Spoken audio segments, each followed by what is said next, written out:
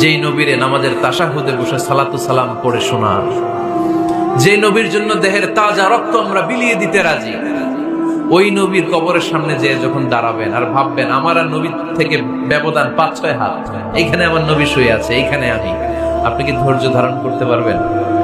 কথা বলেন, নিজেকে সামলে রাখতে পারবেন?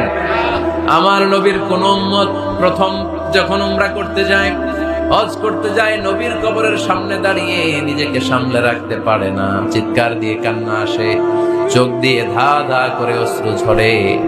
যেই নবীর ভালোবাসা আমার হৃদয়ের মধ্যখানে, আমার নবী নাকি শোয়া আছে এই জায়গায় আমার নবী শোয়া, সহ্য হয় না, বুক ফেটে চিৎকার আসে, কিন্তু চিৎকার দেয়া যায় না। কারণ যে আয়াতের তাফসীর আপনাদেরকে শোনাচ্ছি, এই আয়াতটা বিশ্বনবীর কবরের উপরে লেখা, লা তারফাউ আসওয়াতাকুম ফাওকা সাওতিন নবী।